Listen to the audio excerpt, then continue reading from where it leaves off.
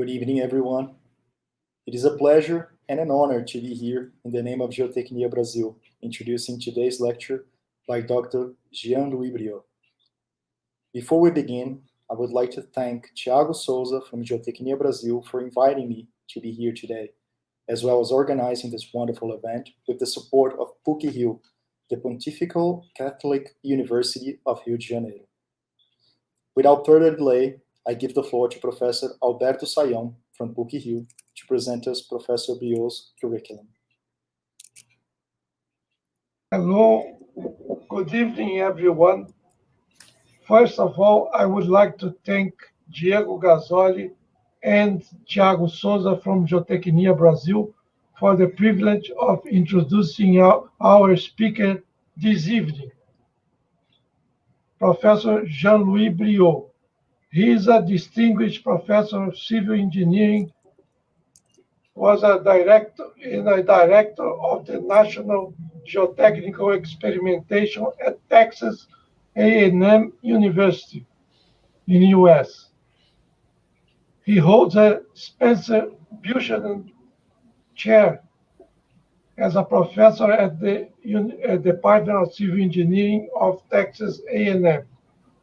He was a member of the ASCE Board of Direction and previously served as a president of the Geo-Institute. He was also president of the ISSMGE for 4 years, and after that, president of the Federation of the Geoengineering Societies. Then Professor Briaud became a distinguished member of ASCE, where he is now a president.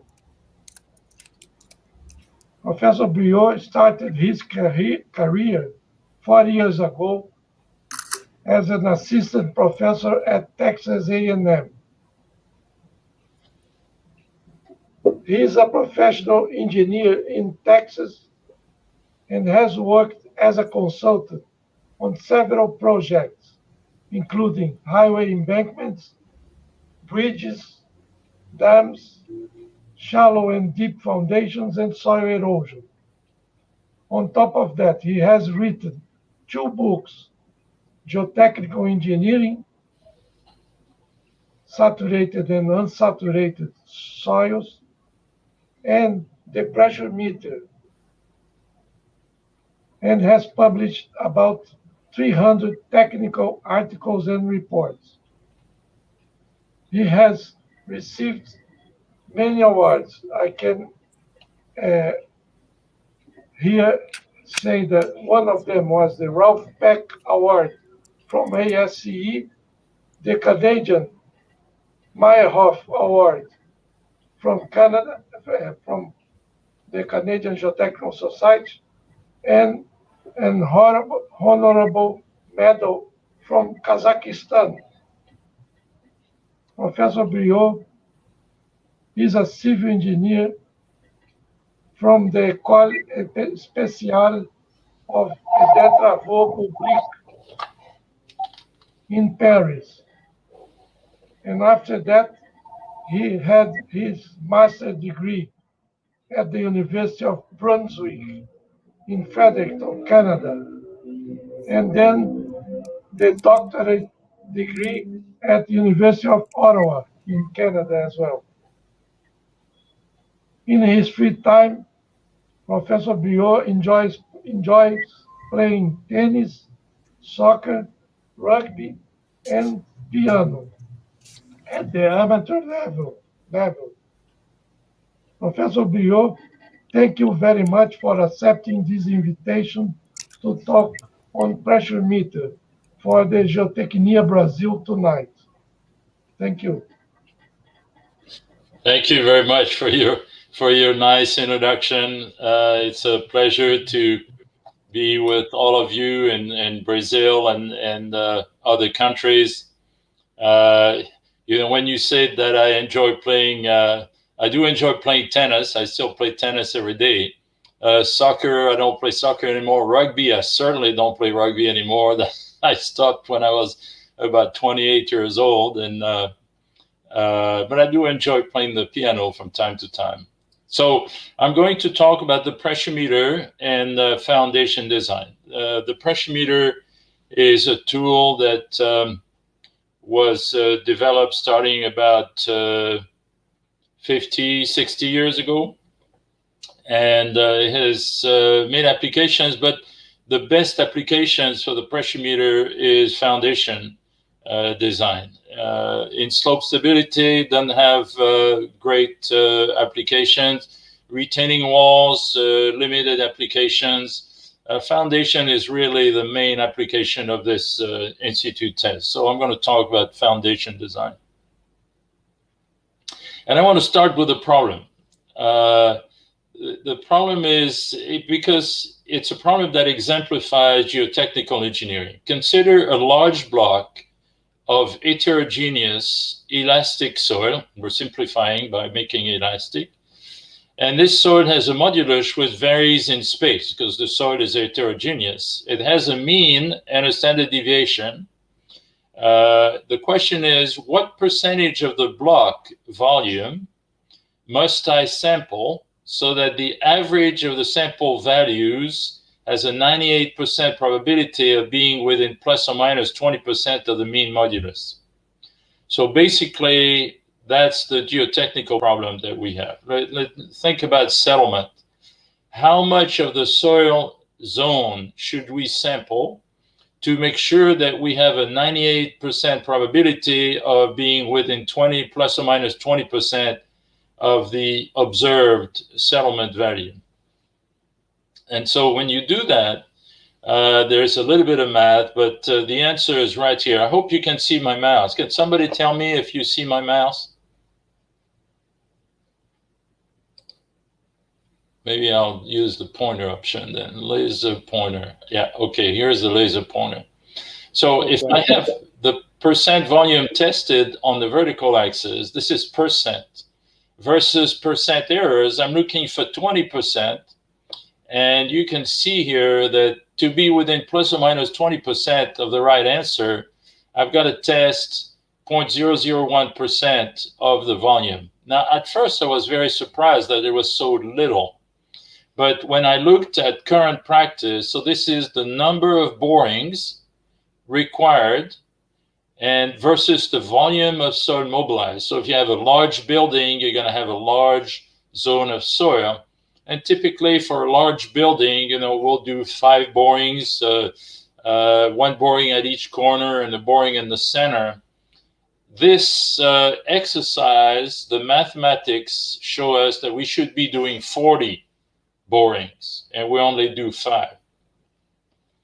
And so out of this 5 borings and this very, very small percentage of the entire volume of soil that's going to be mobilized, we have to predict the behavior of the foundation within a reasonable accuracy. This is very, very difficult. Geotechnical engineering is a very, very difficult field of civil engineering or engineering in general. And this is why when some people ask me or say to me, well, this is not rocket science, I say, no, this is not geotechnical engineering, because I think geotechnical engineering is very difficult. So, in our geotechnical work, we have the institute tests and laboratory tests. And I'm not here to tell you that institute tests are better than lab tests or the opposite. I really believe that they're complementary and that the best site investigation are a mix of laboratory tests and institute tests. In fact, if you look at this table, on the left-hand side, you have the lab test. On the right-hand side, you have the institute test. And every time you see an advantage of a lab test, it turns out to be a drawback of the institute test. For example, lab tests are easy to analyze theoretically. We control the boundary conditions, we control the drainage. By comparison, the cone penetrometer test, for example, even the pressure meter is one of the easiest tests to analyze theoretically, but still difficult. If you take a drawback of the lab testing, like the small scale of the sample.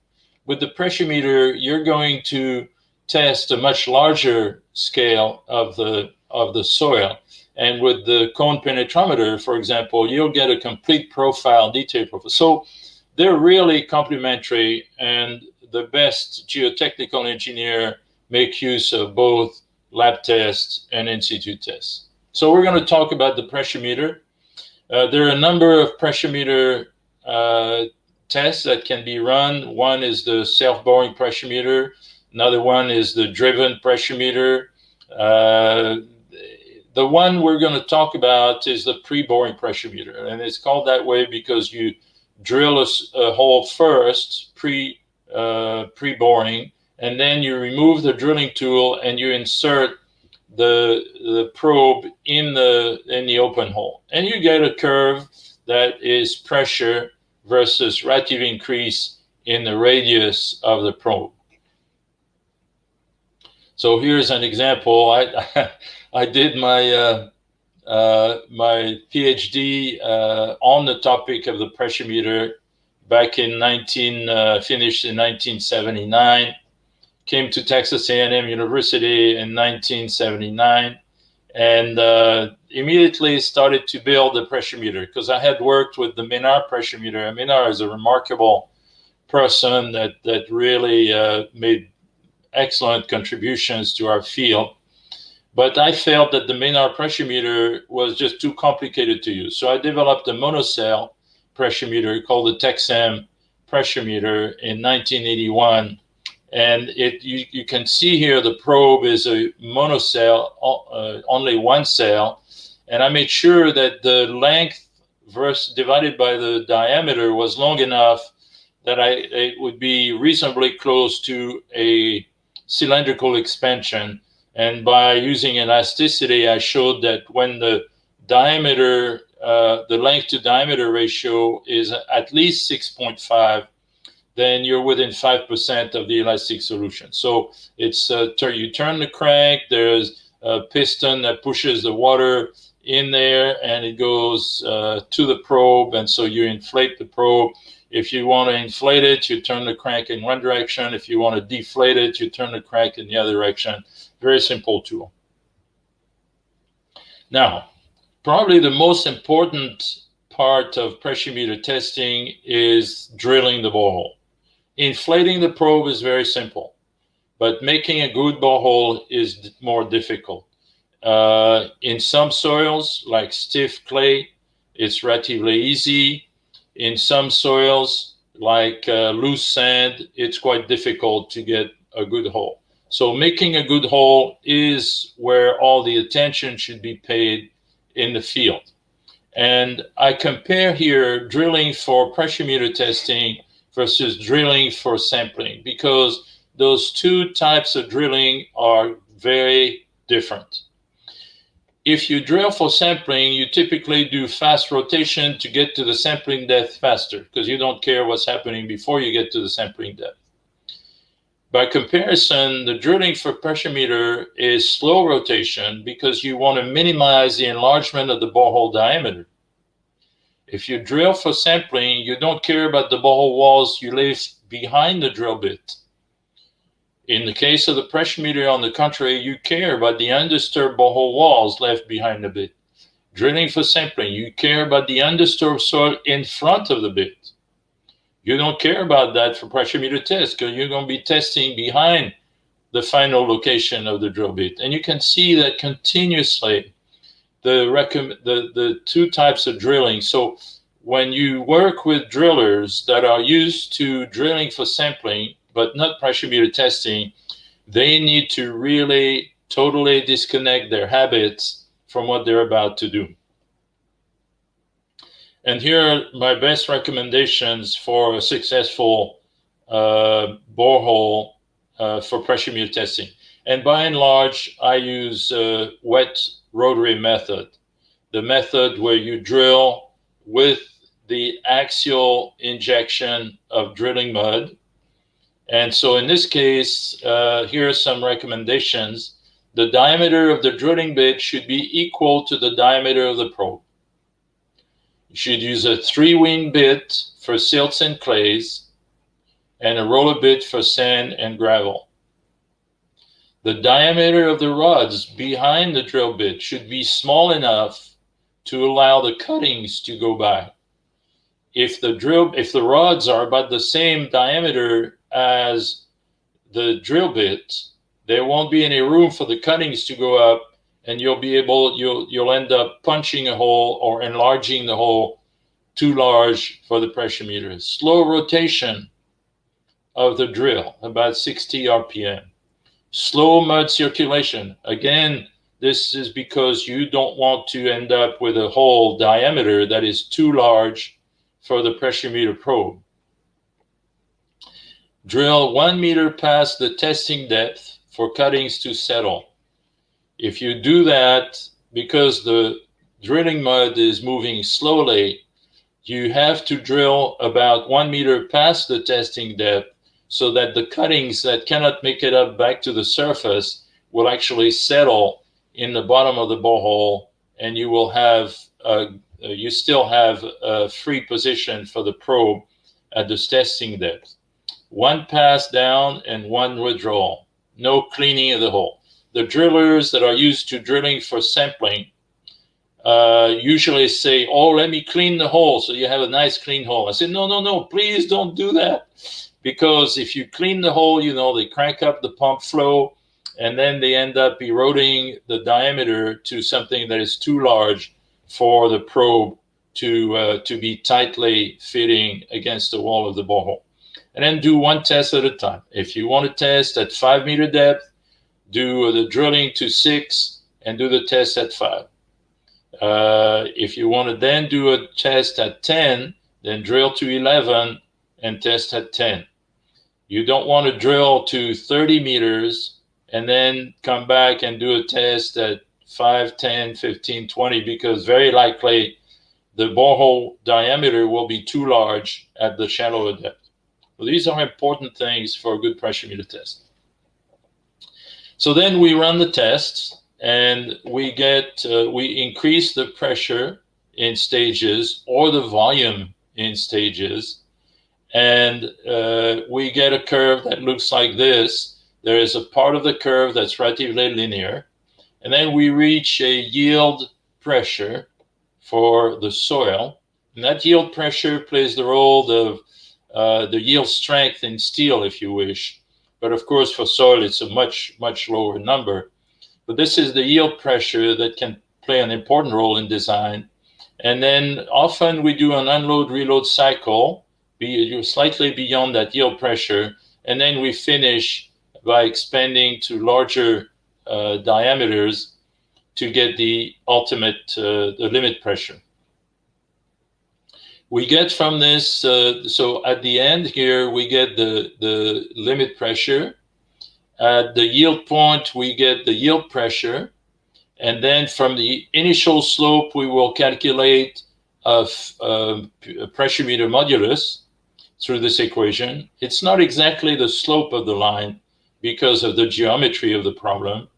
And then we get a reload modulus from the slope of that loop right here. And then we end up at a site with a profile of pressure meter modulus, reload modulus, and limit pressure. And from this profile, we then are going to design the shallow foundation or the deep foundation.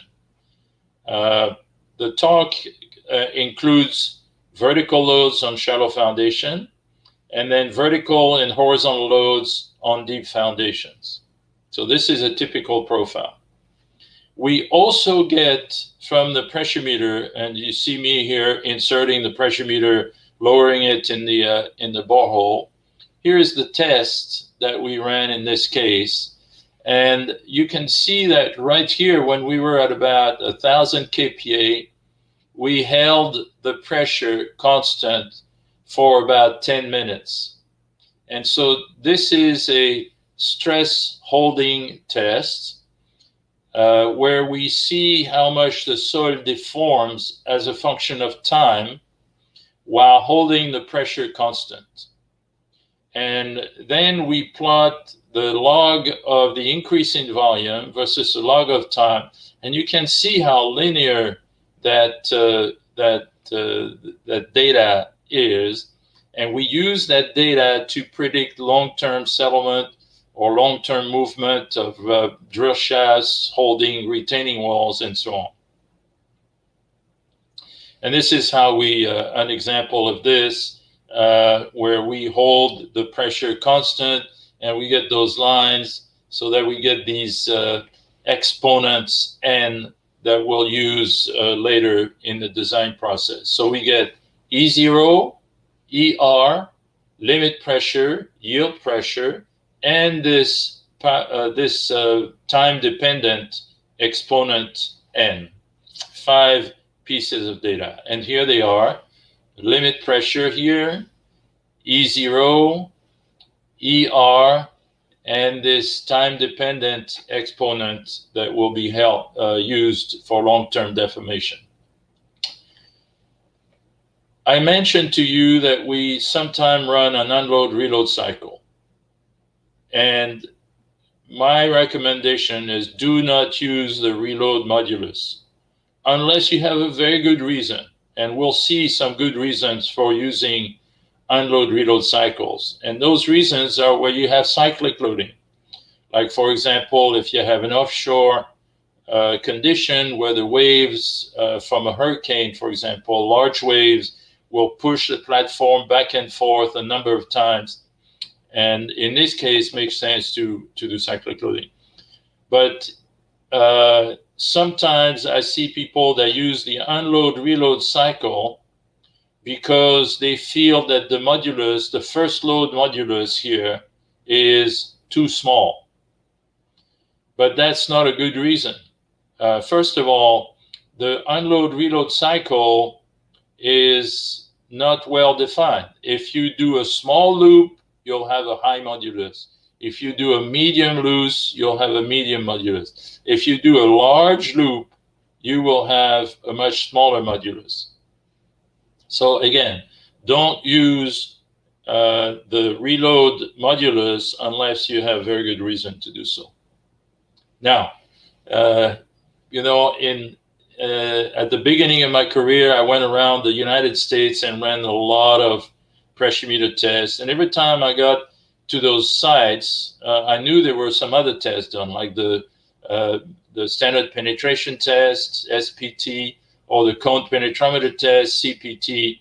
And I collected all that data.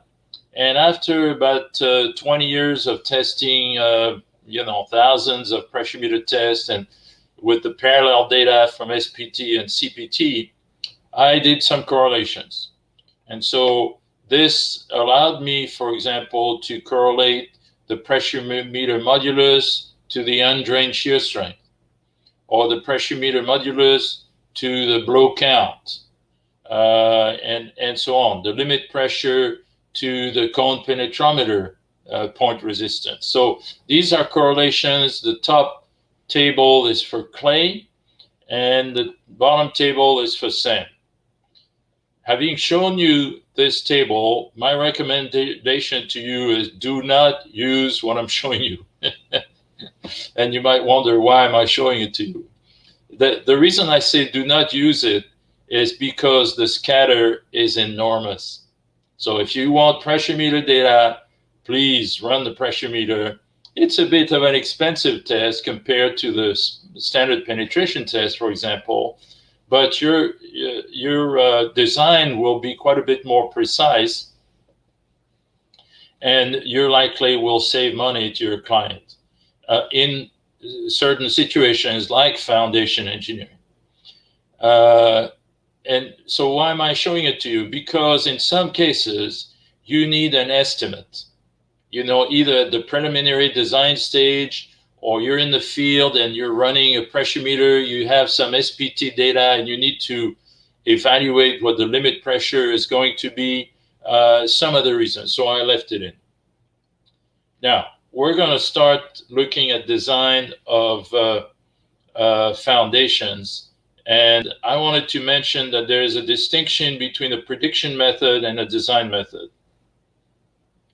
In a prediction method, you want to be as close to the average measurement as possible. In a design method, you want to be as safe as you can on the average, and so the design method typically lies lower than the prediction method.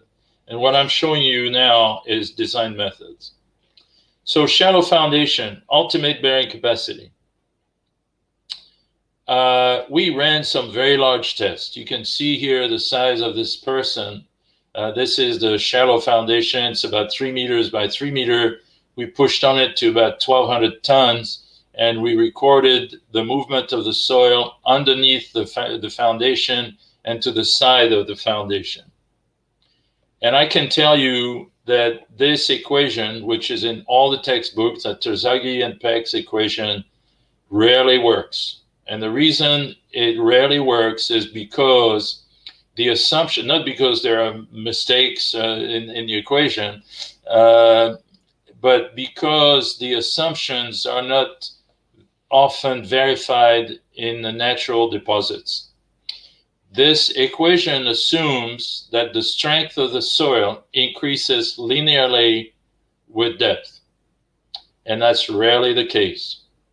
This equation always works, and this equation says that the ultimate bearing capacity of the footing is equal to the resistance of the soil, limit pressure, cone penetrometer resistance, standard penetration blow count, times a bearing capacity factor. And here the resistance of the soil should be evaluated within 1/5 of the foundation below the foundation. And here are the key. So you can use R as the limit pressure, Q sub C, and S sub U. It doesn't matter. The equation works, but of course the K values will be significantly different when you use pressure meter, cone, SPT, or undrained strength.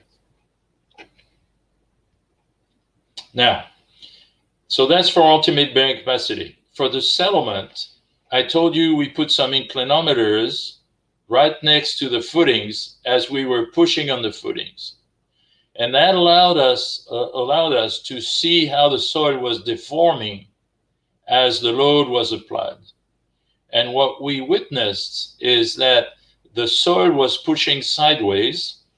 Common sense would say that's probably what's going to happen.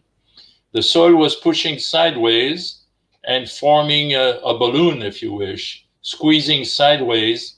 We never saw an actual slip surface as in the Meyerhoff solutions or even Terzaghi solutions. But this lateral expansion told us that the pressure meter is probably a good tool to use to be able to predict the behavior of that footing. So we developed a methodology to transform the pressure meter curve directly into a load settlement curve for the shallow foundation. And I'll pass on the details of that method, but we use two equations. One is strain compatibility, where you have the settlement of the footing divided by the width of the footing is equal to this transformation number, 0.24, times the relative increase of the probe radius. That gave us the settlement, and then the pressure corresponding to this settlement is a number of factors to include the shape of the footing, the eccentricity of the load, the inclination of the load, the close proximity of a slope, times the pressure on the pressure meter, and times a transformation factor gamma. And we gave here all the experiments that we had, and we gave an average value for this gamma function and a lower bound to use in design. So this is an example of this load settlement curve method. We have a footing for an abutment. This is the bridge deck. This is the soil. There is pressure from the soil onto the back wall of the abutment. There's load from the bridge deck coming down. So that creates an eccentricity of the load and an inclination of the load. And furthermore, there's a slope that's close by. We run pressure meter tests in here, and this is the pressure meter curve. And through this simple calculations, you can transform that curve into the load settlement curve for the shallow foundation. And then you can see what the load is and what their settlement is going to be for that particular footing. So by the way, everything that I'm showing you does not require a computer, a laptop, or it does require a calculator. But you can do it, all those calculations by hand. I mentioned the time-dependent exponent. And one of the things we did, this is the result of this large test here. You see the load in meganewtons, so this is 1,200 tons. And as we increased the load, the settlement took place. And sometime we stayed there for about 24 hours. You can see some of those tests, the load is held. And this is the displacement on log-log, the displacement versus time. You can see how linear those correlations are. So the soil really behaves well when it comes to this particular model here. And you can get this end value from the pressure meter. So therefore, you can, if you have a sustained load on a footing, you can predict the long-term settlement on the either stiff clays or sands. I'm not talking about consolidation theory. I'm talking about long-term deformation, creep type of deformation in primarily unsaturated soils. One of the things that's making the pressure meter, I was going to say expansion, but that's not a good word. The increase in use of the pressure meter is that it's being used for super tall buildings. You see the Petronas Towers here, the Burj Khalifa. There was another tower was going to be built, but never got built. And then the Kingdom Tower, which is stuck about right here because of contract issues. But for all those major buildings, the pressure meter was used because it is one of the best ways to get the in situ modulus of the material at relatively large strain. So this is the Burj Khalifa here. You see the pressure meter modulus as a function of depth as it was performed down to about 50, 60 meters. This is the end of construction measurement, so about 43 millimeters for the tallest building in the world. And these are the predictions. Harry Poulos sent me that information, and he said, that was at 75 millimeters, it's at 45 millimeters, wait a few years and I'll be right. So I don't have these. This is 2009. I don't have any more recent data than this. I believe in the elastic formula. At very low strains, I believe that this equation here for the settlement of a foundation is very reasonable. The key question is, how do we pick the modulus to get the right answer?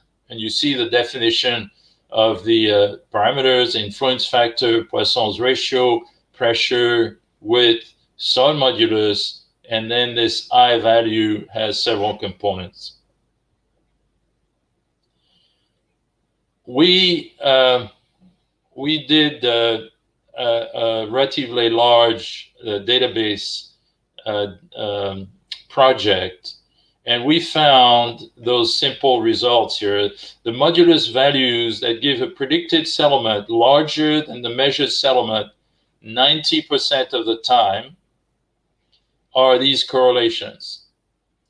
Modulus in kPa, 1,000 times the blow count for sand.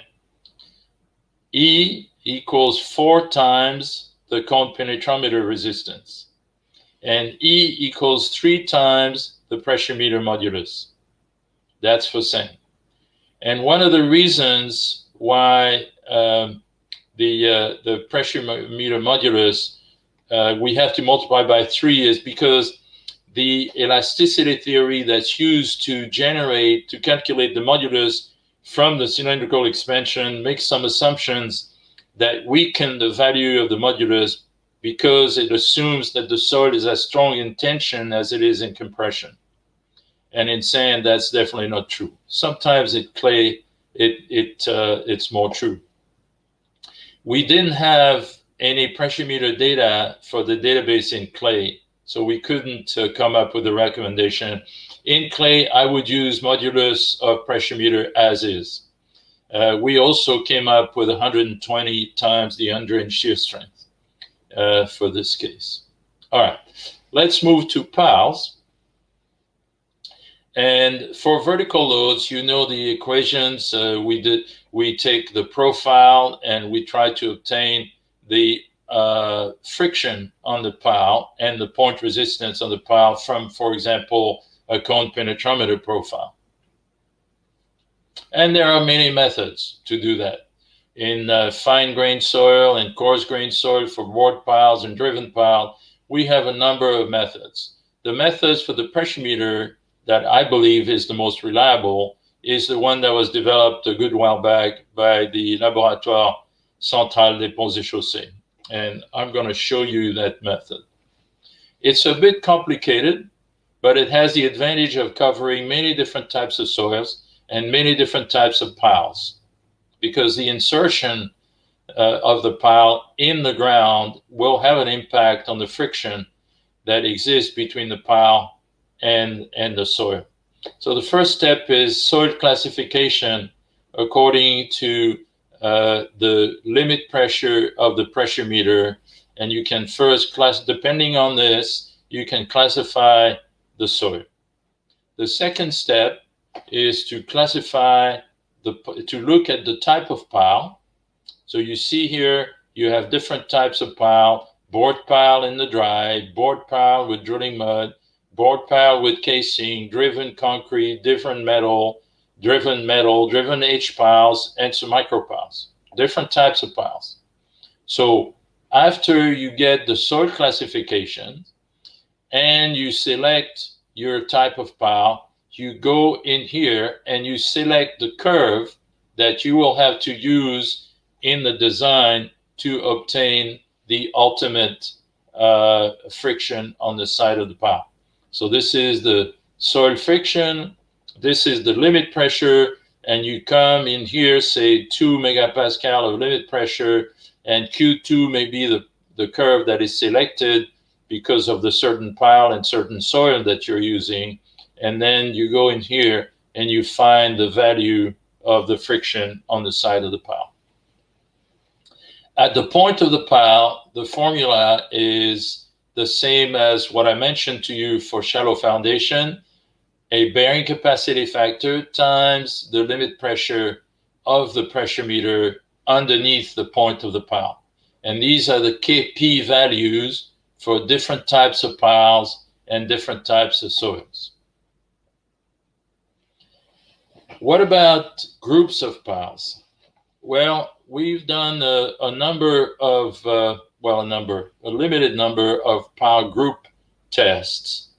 And we found that for groups of piles in sand, I would take, so the issue is the capacity of the group of n piles equal to n times the ultimate capacity of the single pile.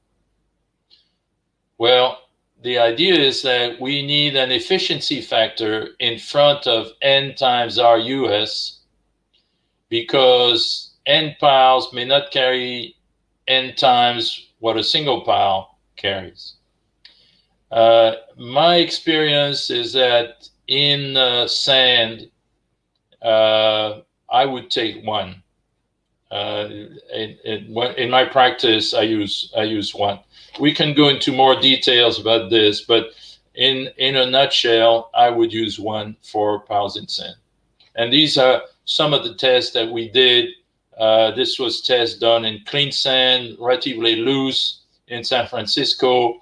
We tested only 5 piles, but already it's quite expensive. And we pushed on the pile cap, and we found that these 5 piles carried exactly 5 times what a single pile carried. So it was quite disappointing. We were hoping that we could benefit from driving piles in a cluster, but it turned out not to be the case.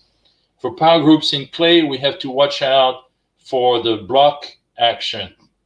And you see a group of piles here, and there's a certain width of the group, length of the group, and depth of the piles. So the resistance of the block of piles is going to be the friction on the side of the block, F sub U, times the perimeter of the group, 2 times BG plus LG, times the depth D, plus the area BG LG at the bottom, times the ultimate point resistance of the group. And then we will take the group ultimate capacity as the lower value between n times the single pile capacity and the block capacity. And in my experience, block capacity controls when you have closely spaced slender piles. So if the piles are relatively slender and they're closely spaced, the block failure is likely to control. Another case is if the strong layer is not thick enough. You have strong layer and then weak layer, and in that case, you have to be very careful with the block capacity because the block is going to involve this weak layer here. And that's what I'm trying to point out here. You see, for the single pile, we have a small zone of influence, and for the group of pile, we have a very large zone of influence. So if you have a weak layer that's right here, the single pile will not react to it, but the group of piles will be controlled by that weak layer. And so as far as settlement, the Terzaghi rule works quite well. If we have a uniform soil, we say that's the settlement of an equivalence footing located at 2/3 of the pile length. If it's weak over strong, then you put the equivalent footing on the strong layer, calculate the settlement. And then if it's weak over strong with quite a bit of embedment of the piles in the strong layer, then you put it at 2/3 within the strong layer. And this works quite well. Now, let's finish with horizontal loading. And so in this case, this is a board pile pushed horizontally. We had some Pressuremeter results, both limit pressure and modulus. And the first thing we did, and so here we're plotting the lateral load on the pile versus the ground deflection. And we define the ultimate load in the horizontal. When you push on a pile horizontally, you can break one or two things. You can break the pile or you can break the soil. Everything I'm talking about here is breaking the soil, the ultimate load that the soil can resist. And we define this ultimate load at 1/10 of the pile diameter. So when the pile is pushed to a load, that creates a displacement, horizontal displacement equal to 1/10 of the pile diameter. We will call that the ultimate load. And so we did accumulate a database, and we plotted everything normalized. So the horizontal load divided by the ultimate load, and here the displacement divided by B over 10. And you can see that the curves regroup, and that essentially at 1/3 of the ultimate load, the displacement, this is an unusual test, the displacement is between 0.01 and 0.02 B. So that's first thing. Then we developed a technique to obtain the horizontal load. And for this, we isolated the most important part of the resistance of a pile to horizontal loading is the top 5 to 10 pile diameters. Everything below that tends to cancel out. So we concentrated on the top, and we developed a simple equation here. Ultimate horizontal load turns out to be 3/4, according to the database we had, times the limit pressure of the pressure meter within that zone, times the width of the pile, times the transfer length, D sub V. And here are some equations to obtain the transfer length. I'm going to speed up a bit to make sure I don't go too long. This is, according to this equation that I just explained, this is predicted versus measured for the database that we had. And you see you have clay, sand, sand over clay, concrete pile, steel. It's remarkably precise. And I think the reason for this, when I saw this, I said, oh my goodness, something is wrong. It cannot be that good, but it is that good. And I think the reason is because the pressure meter is expanding horizontally and the pile is pushing horizontally. So there is such a close analogy that the predictions are quite good. And then you can do further analysis. Let me get to the, so you have some, you can develop the governing differential equation, and the solution leads to the deflection for a flexible pile, rigid pile, close to the ground surface. This is the horizontal load at the surface. This is the moment applied at the surface. This is the transfer length. And this is the spring constant that we found equal to 2.3 times the pressure meter modulus. So these equations give you the deflection at the ground surface. And this is the same predicted versus measured for deflection for the database. We did very well on the ultimate load. We do poorly on the deflections. And I'll let you see we're at about what, plus or minus 30%, 40%.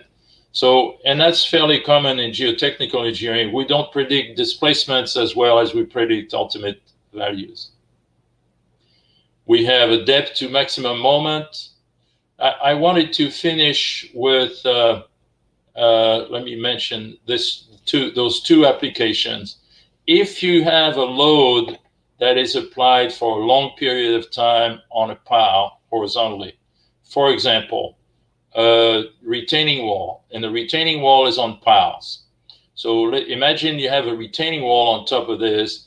You have soil on this side, nothing on that side. The soil is pushing and pushing constantly. So now you have a long-term horizontal load on the pile. And you can see this is the test that we ran on that pile, 30-minute load steps, and then 30 days load step. So it increases the amount of deflection. Here is the same soil where we ran a pressure meter test and we ran long 30-minute creep tests. And you can see the analogy, and using this, we're able to predict the behavior in long term. And here's some of the equation. The last thing that I want to cover is cyclic loading, horizontal cyclic loading. And here's a lateral load test for a bridge in Houston, where we pushed on the pile and we did a lot of cycles with different amplitudes and then pushed the pile to about 60 millimeters. And we were able to predict the evolution or document the evolution of the cycles. You see, this is the secant line to the peak of the cycle as a function of the number of cycles. And you can see you get a slope there that's about minus 0.077 with this equation. And then we ran some pressure meter tests and on the same soil. And so pressure meter tests with cycles here, boom, boom, boom, boom, went up, more cycles. And we did the same thing. This is the shear modulus as a function of the number of cycles. And in this case, we got 0.071. So very close to what the pile had done. So I think these are applications that are very, very useful. Let me go to the final thing. I had a bunch, and I'll be happy to share this presentation with you if you want a copy of it. That's no problem. I had one. Oh, here it is. That's my last slide. So the pressure meter, like anything, has disadvantages and advantages. The disadvantages is that the borehole quality influences the results. So be aware of that and make sure you do a good borehole. We don't have controlled drainage, and it has limited use for slopes and probably retaining walls as well. The advantage is that it can be done in many soils. It gives an in situ stress strain curve. You saw the shape of the curve. It's essentially an in situ load test. Someone told me one day, you know, the pressure meter is a rich person in situ test and a poor person load test. So if you can't afford a load test, pressure meter is something you might consider. It's relatively inexpensive equipment. You know, a cone truck is close to $500,000. Pressure meter is probably around $30,000, and drill rigs are all over the place. Quality of the test can be evaluated from the shape of the curve. It has application. The best application in my mind is lateral loaded piles. Shallow foundations would be next. And the end bearing of piles is also an area where the pressure meter has very good application. And that is my last slide. Oh, everything I've told you here is covered in the book in case, and I'm working on the second edition of this thing. So with this, I'll stop, and if there is any time left, I'll be glad to answer questions.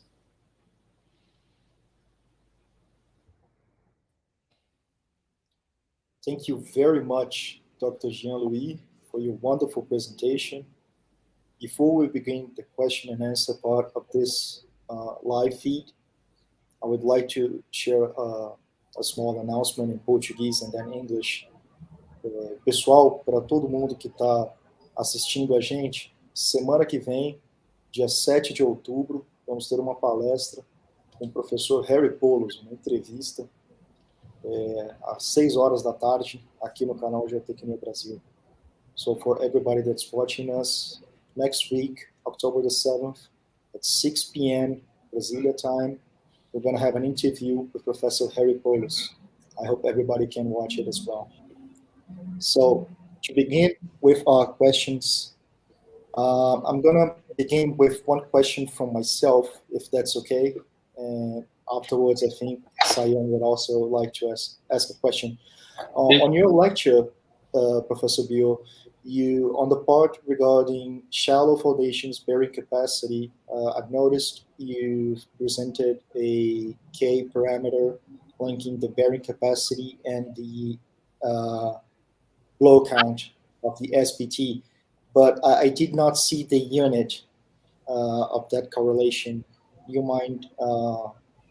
Do you want me to share again? That would be good. Well, no, I can tell you. So the relationship for sand is E in kPa equals 1,000 N in Briaud per foot. No, I mean the bearing, the ultimate bearing capacity, PU. The ultimate. K. Oh, yes. Okay. Let me open it on my side here. I'm not sharing my screen anymore, am I? No, not yet. Okay, good. Let me go to that. All right. Here is the blow count. Yeah, the blow count is in blows per foot, and the P sub U is in kPa. kPa, okay. And you're right, it's missing. So I need to correct that. Thank you for noticing it. Oh, you're welcome. Thank you for your wonderful lecture. Sayon, would you like to ask your question now? Yes.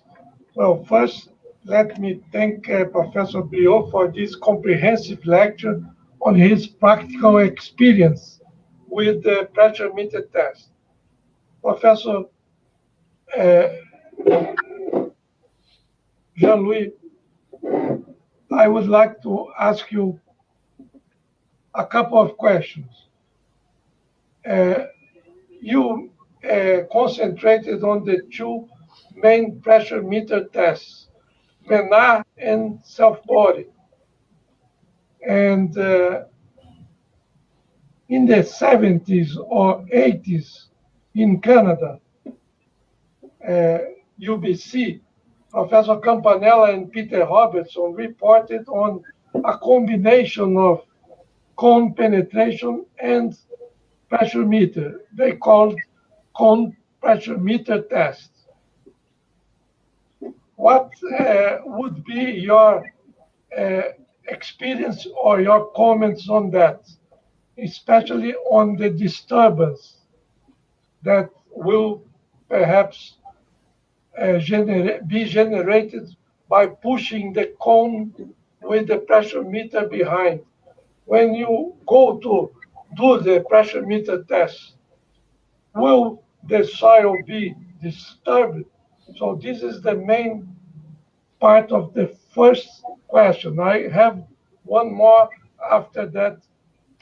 Okay, let me answer this one. Yeah. Let me answer this one.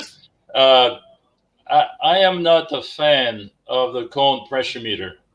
I believe, I mean, one of the strengths, I mentioned that the pressure meter was used quite a bit for super tall buildings because it's not because of the limit pressure. It's not because of the strength that the pressure meter gives you. It's because of the modulus that the pressure meter gives you. And so if you push, if you have a pressure meter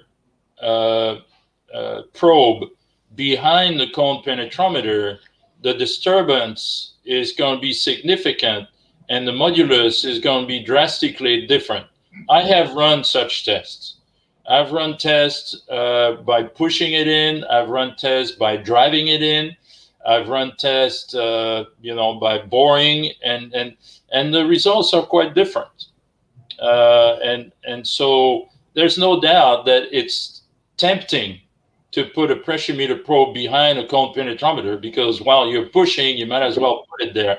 And I think that probably in terms of limit pressure, the difference is probably less than the modulus. But if you want a good modulus, that is not the way to go. Yes, okay, excellent. As you talked about modulus, my question would be, the soil modulus is very much stress level dependent. So when you talk about pressure meter modulus, are you talking about what type of modulus? Initial modulus or average modulus or 50%, etc.? What is the condition? Yeah, that's a very important point. The modulus in soil is so dependent on so many things that when somebody tells you the modulus is 10,000 kPa, right away the question should be like you're asking, what are you talking about? What stress level, what strain level, what rate of loading, what number of cycles, and it goes on and on. All I can tell you is that the modulus for the pressure meter, what I try to do is look at the yield pressure and make sure that the yield pressure is higher by a certain factor than the pressure under the foundation. And then I feel reasonably comfortable that the modulus I'm using is within the stress range that the soil is likely to be subjected to. In terms of strain level, the pressure meter modulus, and I mentioned that in my Menard lecture in 2013, is probably around 1% strain. That's a reasonably high. So we're not talking about shear wave velocity type of strain levels, obviously, but we're talking about strain levels that are encountered fairly often in foundation engineering.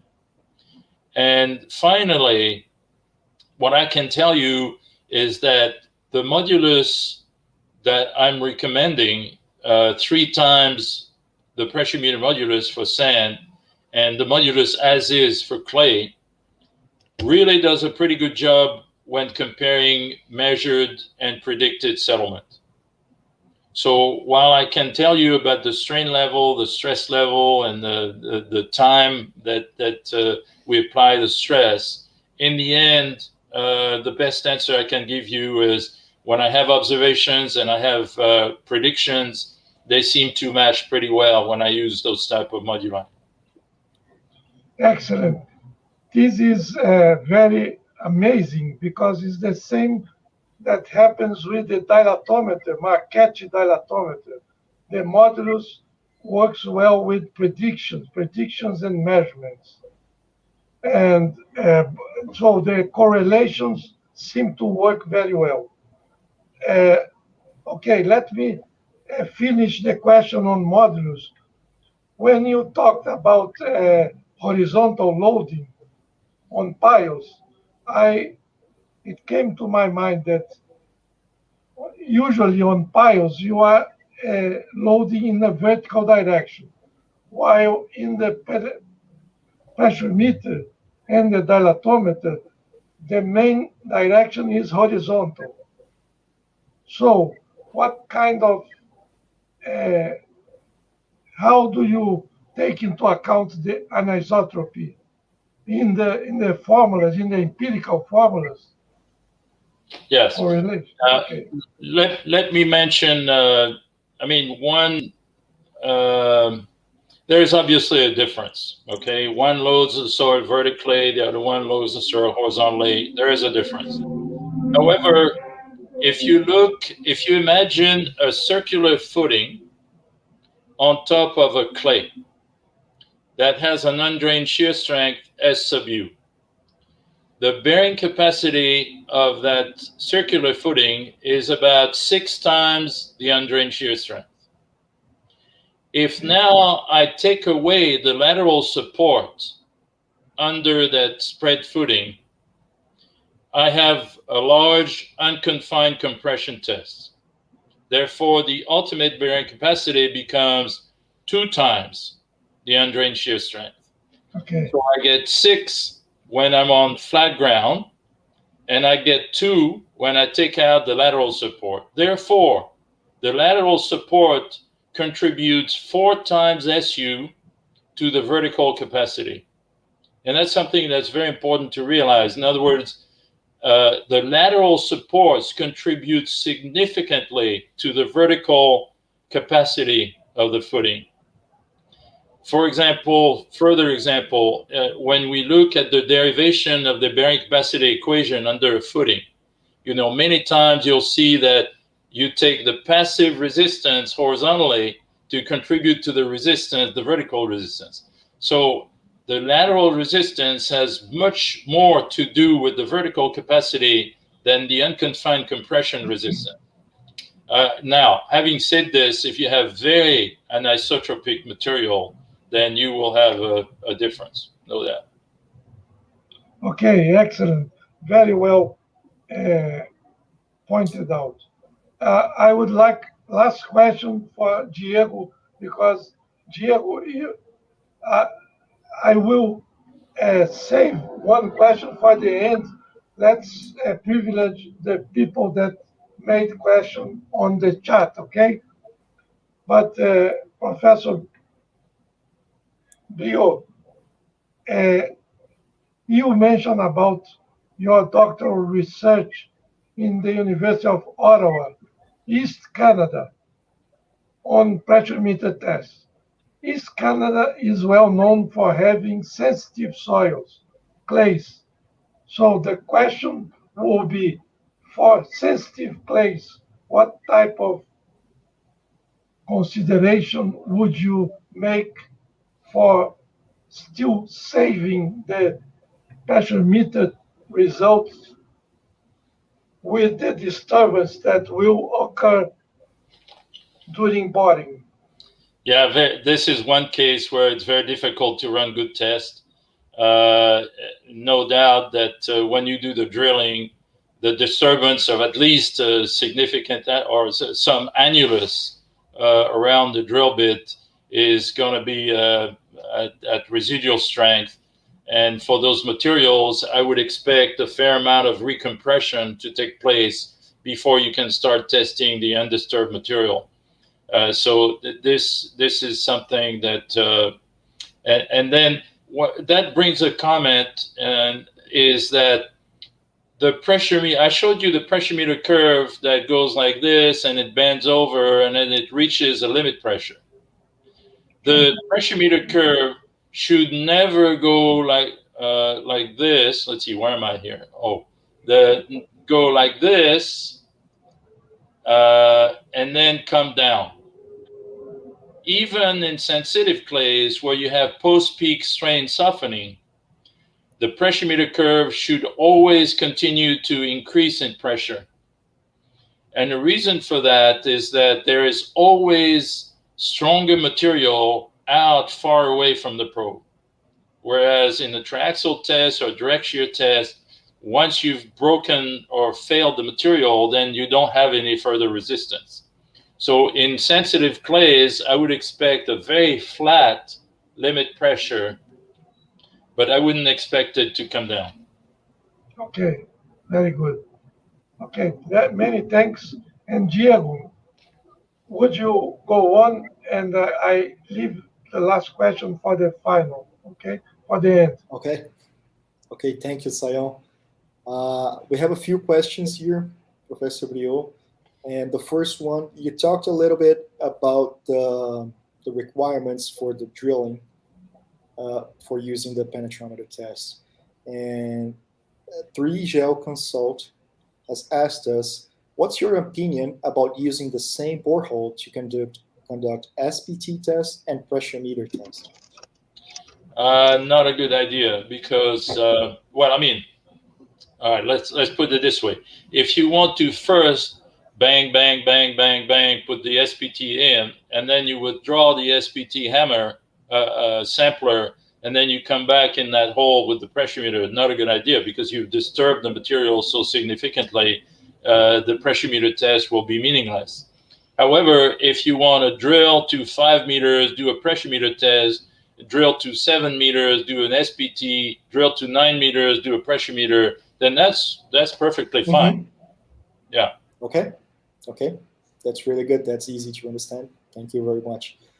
Another question is, and this came from Renato Prandina. He asked you, what was the greatest audience that you have spoken to, including online presentations? Because we had a peak of over 400 people online tonight. Well, I think, yeah, around 400 is probably the record online. Okay. The record in person is probably 2,300 at the Paris conference in 2013. Wow. Yeah, of course, he was the president.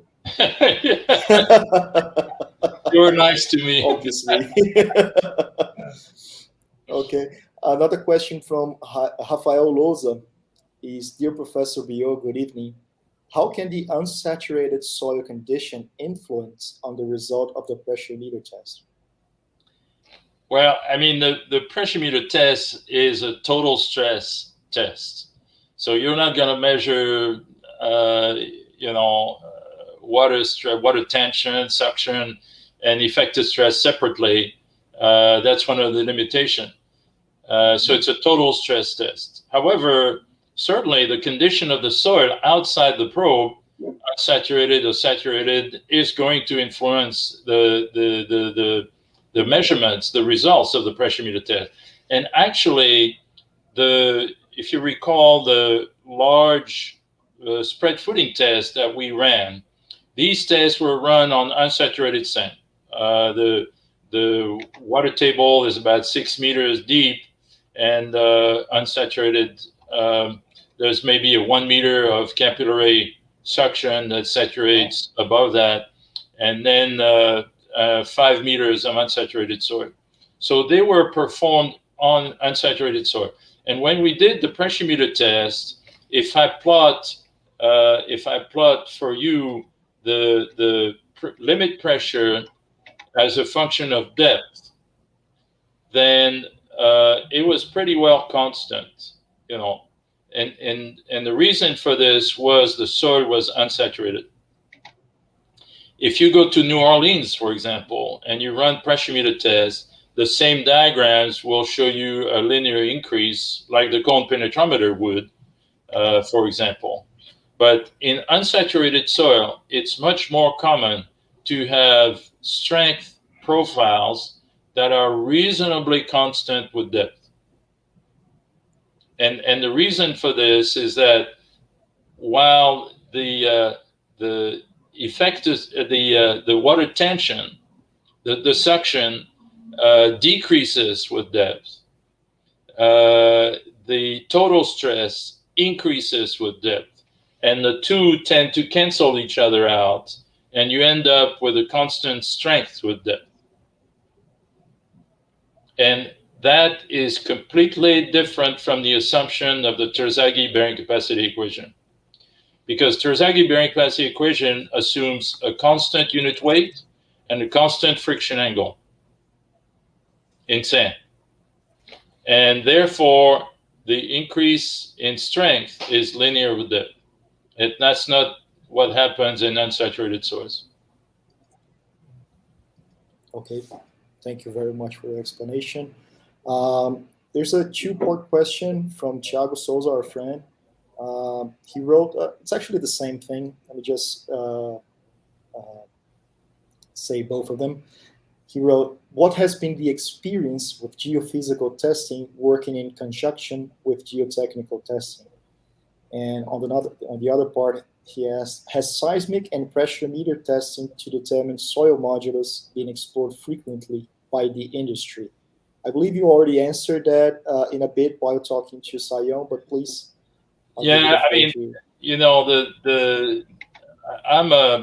I'm very much in support of geophysical methods. I think they have tremendous potential, but apart from some techniques like SASW, geophysical methods are still very uncertain.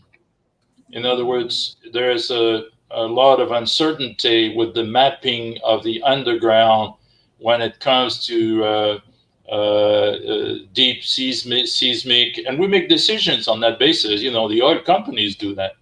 But there's still a fair amount of uncertainty associated with geophysics. That's why we need to continue to do the research associated with that. Now, when it comes to comparing, you know, a low strain vibration level modulus with the pressure meter, you know, you have this typical G over G max versus strain plot, you know, that looks something like, well, I don't know if you can, my camera is there. It looks something like this. The pressure meter would be in the lower part of that curve, around 1%, as I mentioned earlier, whereas the Gmax is over here at 0.001% or something like that.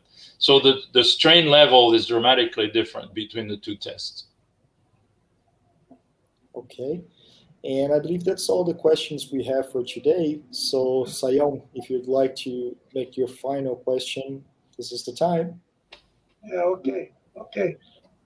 Professor Briaud, I am referring to your last slide on the advantage and limitations of the pressure meter test, okay?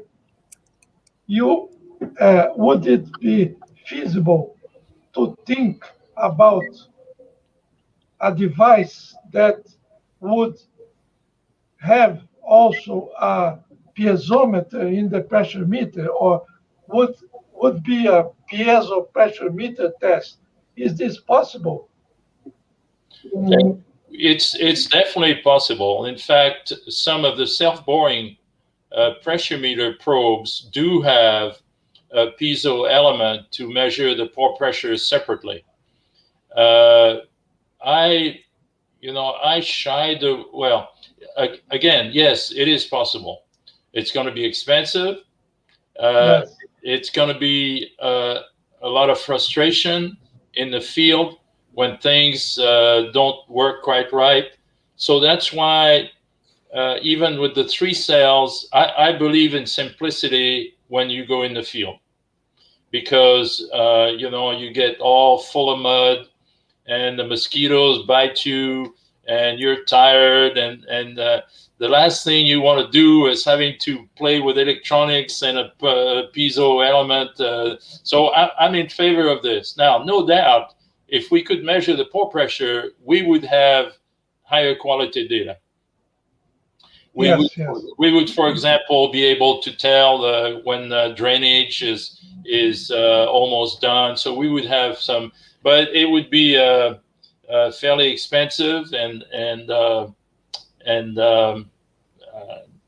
I mean, it's worth doing it, but just drilling the hole by itself is difficult. So that would add complexity.